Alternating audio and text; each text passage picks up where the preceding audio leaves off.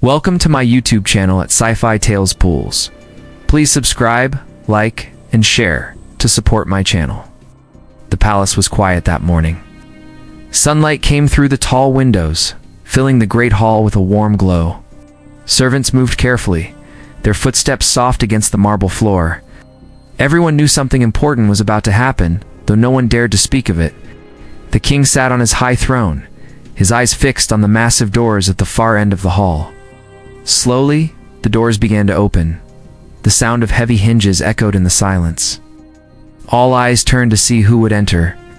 A young woman stepped inside, her long gown flowing behind her as she walked. Her name was Alara. Many had believed she was gone forever, lost during the terrible war that had shaken the kingdom. Yet here she was, alive, standing tall and proud. Her hair caught the sunlight as she moved forward, and the jewels sewn into her gown sparkled with each step. There was a calm strength in her face, though her eyes held the weight of someone who had seen much pain. But she was not alone. Walking beside her was a man no one in the court recognized. His name was Ethan. He wore simple clothes, worn from travel, and carried no weapon, only a steady, watchful gaze. Gasps filled the hall. Whispers passed quickly among the people. Who was this man? Why was he here? Some of the nobles frowned, others leaned forward with curiosity. Ethan's steps were quiet but certain. He did not look away from the king as they approached the throne. Alara stopped in the center of the hall. Her voice was steady as she bowed her head. She said she had returned to her home after many years, and she owed her life to the man who stood beside her. She told them how Ethan had protected her when danger was near, how he had helped her find her way through unknown lands, and how he had stood by her side when no one else would. The king's expression did not change. His eyes moved from his daughter to Ethan. Around them, the hall was still, as though the walls themselves were listening. The queen, seated next to the king, watched with a mixture of relief and uncertainty. Alara's return was a miracle, yet the presence of this stranger raised many questions. Ethan did not speak. He kept his hands at his sides and let Alara's words tell the story. He did not seem afraid, though he knew the weight of the moment. Every person in the hall was judging him. Some looked at him with suspicion, others with quiet respect. He had walked into a place where outsiders were rarely welcomed. The king rose from his throne and stepped forward. Ow. His footsteps echoed through the great hall. He stood before Alara, placing a hand on her shoulder. Then he looked directly at Ethan. The silence was heavy. At last, the king asked where Ethan had come from and why he had helped the princess. Ethan's voice was low but clear. He said he had not planned to be a hero. He had found Alara by chance, wounded and alone, and could not leave her behind. They had faced many dangers together, and though he was far from his home, he had come to see her as family. His words were simple, but they carried truth. Some of the nobles shifted in their seats, uneasy with the idea of trusting a stranger. Others nodded, as if they understood. The queen's eyes softened, though she said nothing. The king turned back to Alara and told her that while her return was a joy, the man she had brought with her must prove himself. Before he could be allowed to stay in the kingdom, the words hung in the air like a shadow. Alara opened her mouth to protest, but Ethan placed a gentle hand on her arm and shook his head. He accepted the king's demand without hesitation. The great doors closed behind them as the audience ended, but the whispers in the hall did not fade. Something had changed in the palace that day. Alara had returned, but her arrival had brought with it a question that no one could yet answer. Was the man who had walked beside her a savior or a threat? Only time would tell. The days after Alara's return were filled with talk. In every corner of the palace, people whispered about the man who had come back with her. Servants spoke of him in the kitchens. Guards discussed him during their watch. The council of nobles held private meetings, their voices low, but their eyes sharp. No one could deny that Alara was home, but no one could ignore that Ethan was an outsider. One evening, the council gathered in a long chamber lit by tall candles. The king sat at the head of the table, his face calm but thoughtful. The queen sat beside him, her hands folded in her lap. Sir Alden, the commander of the royal guard, spoke first. He warned that a man from another land could be dangerous. He said they knew nothing about his past or his true purpose. Several nobles agreed, nodding and murmuring. The queen listened, but said little. Her eyes moved between the faces at the table. She had seen the way Ethan looked at Elrond with greed or ambition, but with loyalty. Still, she could not ignore the traditions of the kingdom. Outsiders had always been treated with caution. When the council was over, the king walked alone through the palace corridors. He thought of the stories Alara had told him, how Ethan had stood against armed men to protect her, how he had given up his own safety to keep her alive. These were not the acts of a man seeking power. Yet the king also knew that trust could not be given lightly. In the days that followed, Ethan kept to himself. He did not wander the halls without reason. He spent his time in the palace gardens, where he could breathe fresh air and see the open sky. Alara often joined him there. They spoke quietly, sharing memories of the journey home. She told him she hated the way people looked at him, as if he did not belong. Ethan only smiled and said it would take time. One afternoon, a small boy from the servants' quarters ran into the garden. He tripped on the path and scraped his knee. Ethan knelt beside him, helping him to stand. He tore a strip from his own shirt and wrapped it around the boy's knee to stop the bleeding. The boy's eyes widened in surprise. Then he whispered a thank you before running back inside. A maid who had seen it told others, and soon the story reached the queen. That evening, the queen went to speak with Ethan herself. She found him by a fountain, the sound of running water filling the space between them. She asked him why he had helped the boy.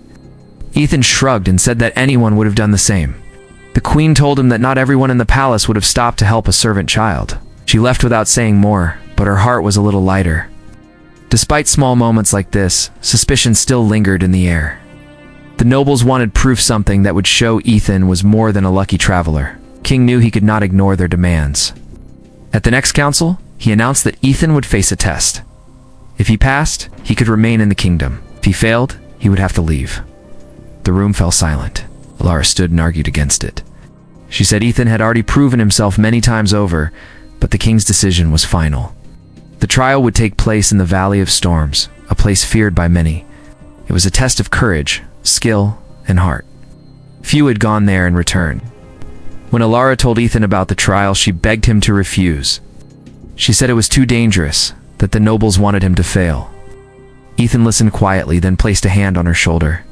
He told her that he had faced worse, and that he would not turn away from this challenge. He said that if this was the price to stay by her side, then he would pay it.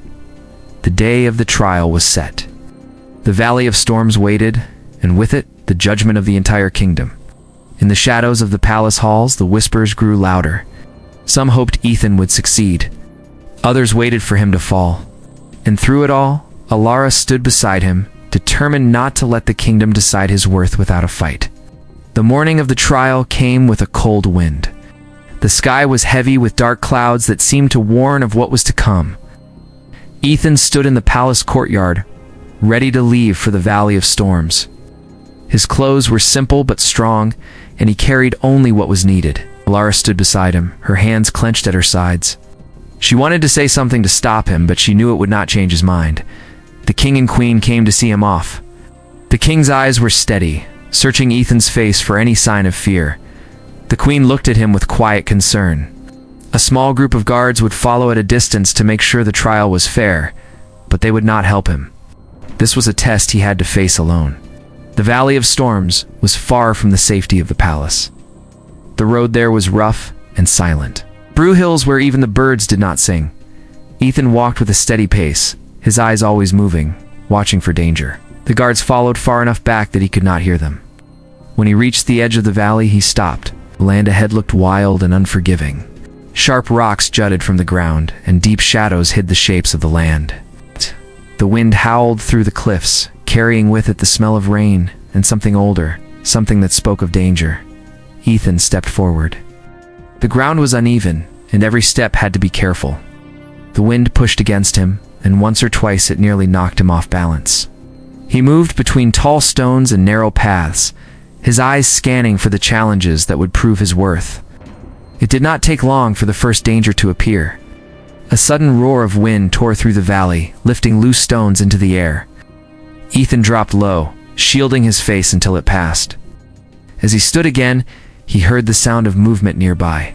A wild creature, large and quick, came from behind a rock. Its eyes locked on him, and it lunged.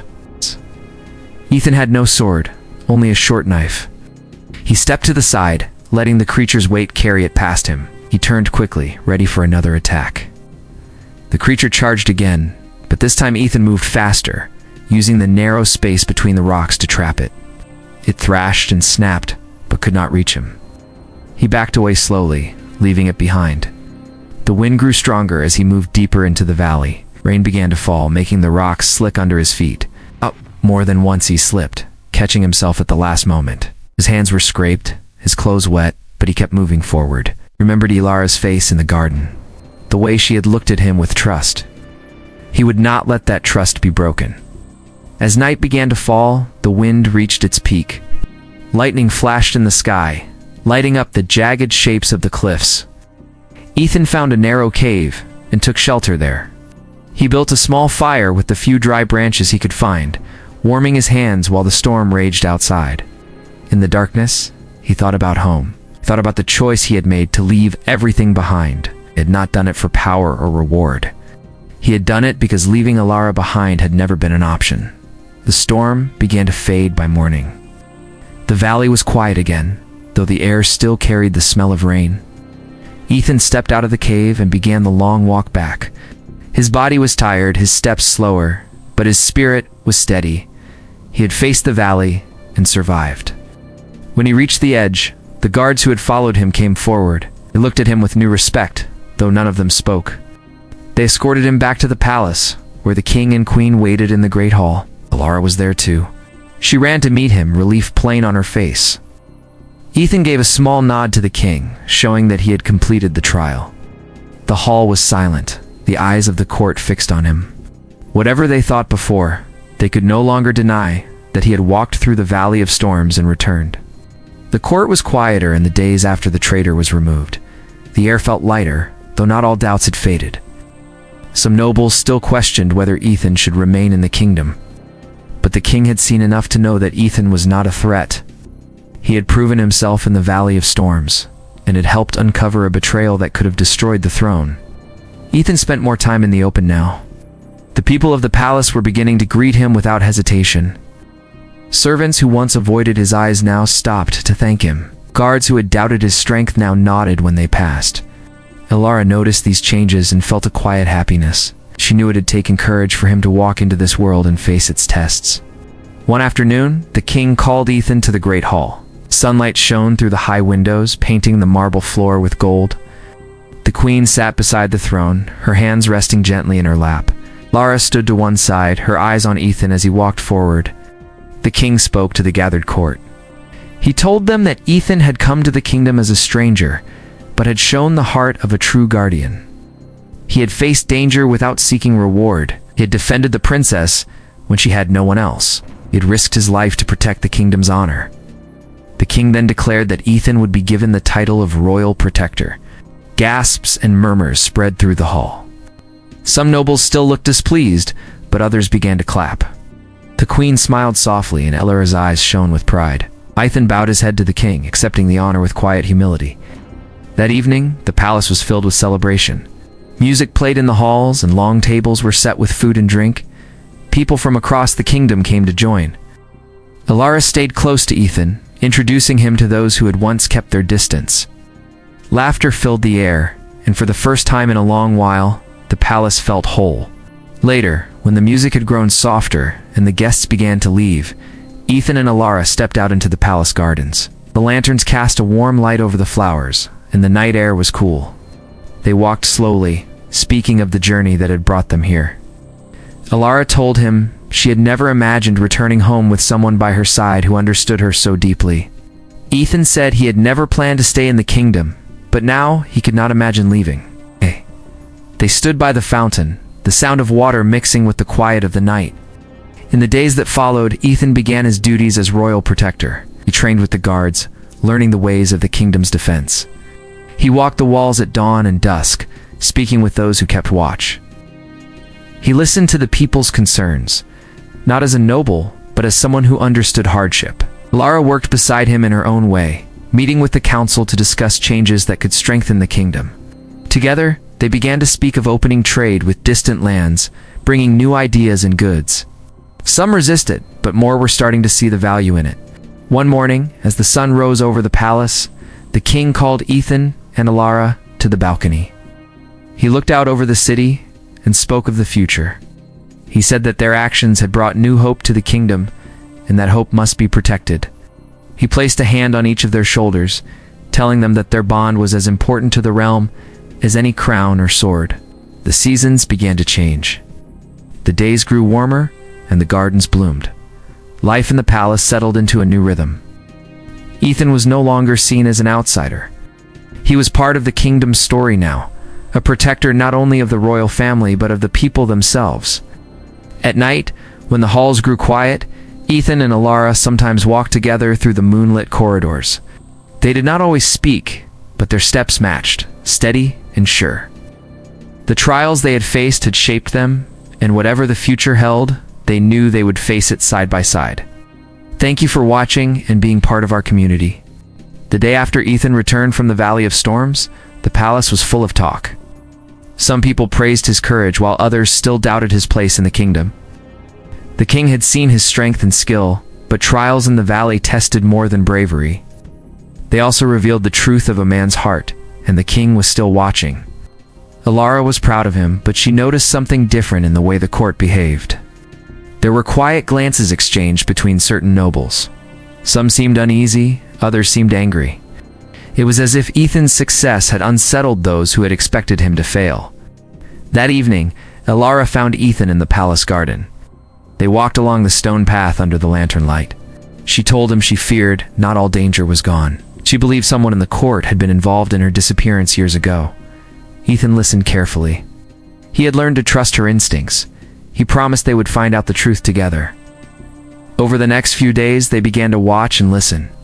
They noticed small things: a servant delivering messages late at night, a noble who avoided looking them in the eye, a guard who seemed nervous when asked simple questions.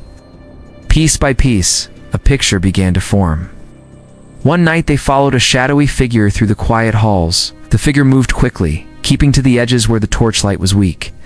Ethan and Alara kept their distance, their steps silent. The figure stopped at a locked door and slipped inside. Ethan waited a moment before quietly opening the door just enough to look in. Inside, a man in fine robes was speaking to another in a low voice. The words were sharp, full of anger. They spoke of removing both Alara and Ethan from the palace. The noble blamed them for changes in the kingdom, for breaking old ways. He feared the king would listen to Alara's ideas of opening the kingdom to outsiders. Ethan pulled back before they could be seen. He and Alara returned to her chambers, speaking in hushed tones. Now they knew there was a traitor, but proof was still needed. Without it, the king might not believe them. The next morning, they began their search for more evidence. Ethan spoke with guards who had been on duty the night Alara disappeared. Some remembered seeing certain nobles in places they should not have been. Others admitted they had been told to keep quiet. Alara gathered letters from her old chambers, looking for anything out of place. Late one night, their work paid off. Alara found a sealed letter hidden behind a loose stone in the wall. The writing matched the hand of the noble they had followed. It spoke of a meeting to arrange her capture during the war. It also mentioned promises of power in exchange for loyalty to forces outside the kingdom. Ethan knew they had to act quickly. The longer they waited, the more time the traitor had to hide his actions. They brought the letter to the queen first.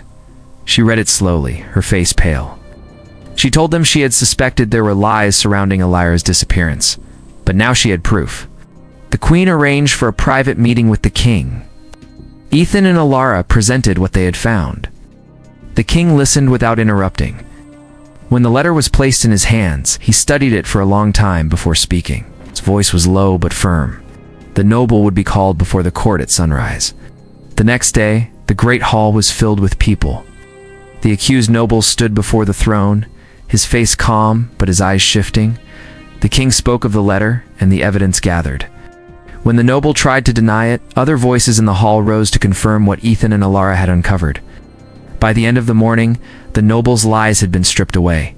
The king ordered his removal from the court and stripped him of his titles. The hall was silent as the guards led him away. Alara stood beside Ethan, knowing that the danger was not fully gone, but that a great shadow over the kingdom had been lifted. The king looked at Ethan with something new in his eyes, not just respect, but trust.